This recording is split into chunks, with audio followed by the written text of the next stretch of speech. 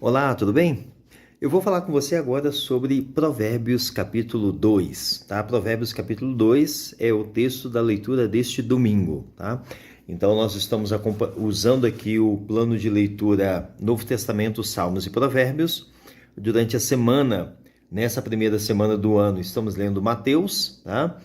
E nos sábados e domingos a gente sempre vai ficar lendo Provérbios e Salmos. Então primeiro vamos ler todo Provérbios, tá? Então a gente vai estar lendo Provérbios até o final de março e depois nos sábados e domingos vamos estar lendo os Salmos até o final do ano, tá? Então nesse domingo, dia 5 de janeiro, é Provérbios capítulo 2, tá bem? Numa análise bem básica de Provérbios 2, eu dividi Provérbios 2 em 4 partes, tá?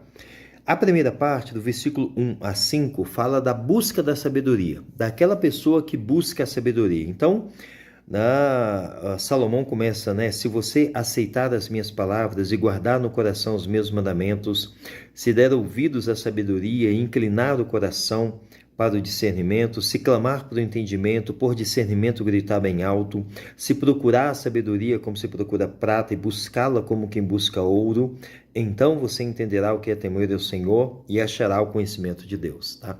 Então, esses primeiros versículos, ele está falando da busca, tá? Ele está convidando a pessoa, convidando o leitor a buscar a sabedoria, tá? Então, esses primeiros 5 versículos falam disso. Se você buscar, tem aqui a partícula condicional, não é? Se, ele vai repetir esse se várias vezes, né? Em todos os versículos, né? De 1 a 4, ele vai lá. Se você aceitar, se você der ouvidos, se você clamar, se você procurar. Mostrando que a sabedoria é para quem busca, tá? Se você buscar a sabedoria, você vai encontrá-la, você será sábio, você será abençoado. Se você não buscar, você será tolo, será um ignorante, sabe? Deu para entender, né? A segunda parte do capítulo é os versículos 6 e 8, que apresenta a sabedoria como uma bênção de Deus. Ele nos convida a buscar a sabedoria, no entanto, a sabedoria é uma dádiva. Ela deve ser buscada, mas quando nós a buscamos em Deus. Porque a sabedoria que buscamos é a sabedoria do alto, não a sabedoria terrena. Isso nos lembra lá de Tiago, capítulo 3, tá? Tiago 3, ele vai falar da sabedoria terrena e da sabedoria que vem do alto, da sabedoria de Deus. Nós buscamos a sabedoria de Deus. Embora busquemos a sabedoria, essa sabedoria nos é dada como bênção. E é isso que ele vai falar dos versículos 6 a 8, tá?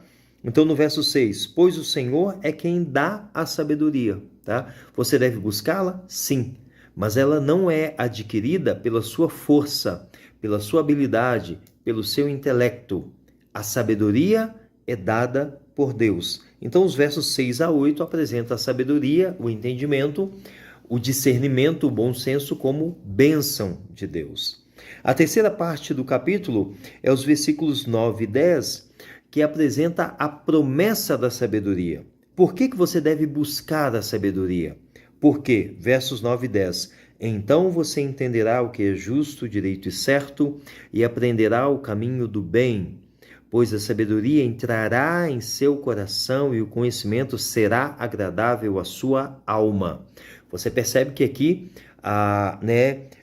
entenderá, aprenderá, entrará, será agradável. Está falando de um futuro, ou seja, trata-se de uma promessa. Se você buscar a sabedoria e alcançá-la, a promessa dela é que você entenderá o que é justo, direito e certo, aprenderá os caminhos do bem, a sabedoria entrará em seu coração, tá? Então, aqui nós temos a promessa da sabedoria, versos 9 e 10. E na segunda parte e na última parte do capítulo, versos 11 a 22, vai apresentar os efeitos da sabedoria.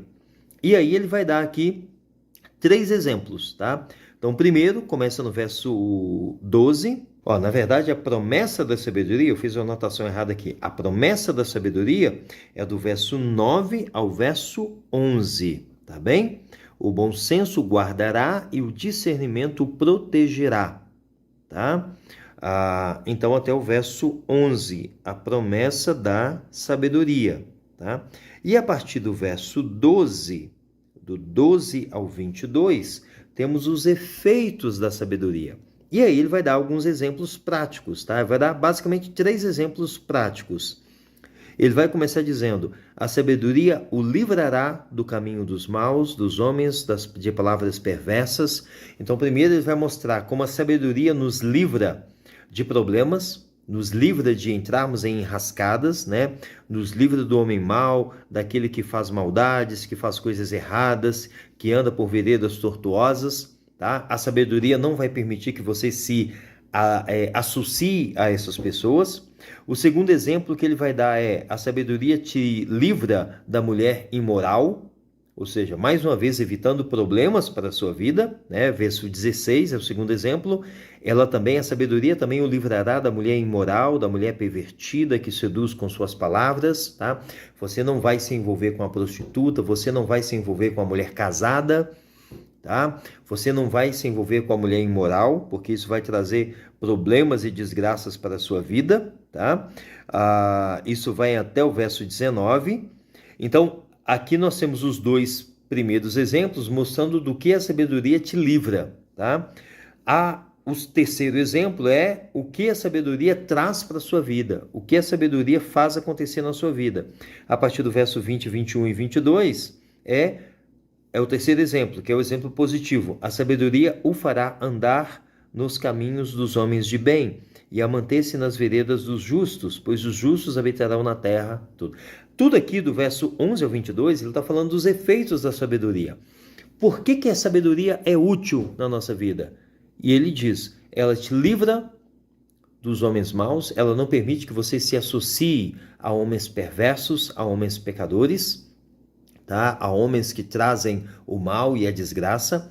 Ela também não permite que você se associe com a mulher adúltera, com a mulher imoral, com a prostituta, tá? Com o adultério, tá? Ela te livra disso. E em terceiro lugar, ela faz você andar nos caminhos dos homens de bem e a manter-se nas veredas dos justos. Aqui nós estamos falando dos efeitos da sabedoria, certo? Então nós temos a busca da sabedoria, a bênção da sabedoria, a promessa da sabedoria e os efeitos da sabedoria, tudo isso no capítulo 2. Tá? Eu quero terminar notando aqui, nós estamos aqui num livro poético. Tá? Provérbios é um livro de poesia hebraica. E um dos recursos mais conhecidos da poesia hebraica é chamado de paralelismo. Paralelismo, tá? O que é o paralelismo? Dá uma olhada no versículo 1. Meu filho, se você aceitar as minhas palavras, é a primeira frase. A segunda frase, e guardar no coração os meus mandamentos. Você percebe que as duas sentenças, as duas frases são paralelas. Aceitar as minhas palavras é a mesma coisa de guardar no coração os meus mandamentos. São duas frases similares, no entanto, a segunda frase desenvolve um pouco mais a ideia, tá? Então, aceitar as minhas palavras, ok. Guardar no coração os meus mandamentos é a mesma coisa que aceitar as minhas palavras, mas desenvolve um pouco mais.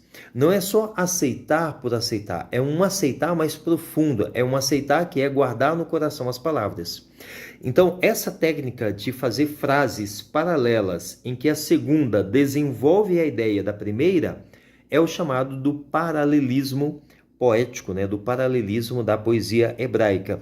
Isso vai acontecer na grande maioria dos versículos, e isso vai acontecer em todo o livro, tá? É apenas uma curiosidade para você notar. Isso também vai acontecer muito nos Salmos. Isso é um recurso muito comum no livro de Salmos, tá bem? Um grande abraço, fica aí com Provérbios 2 e o nosso próximo vídeo vai ser sobre Mateus 4, certo? Tchau, tchau.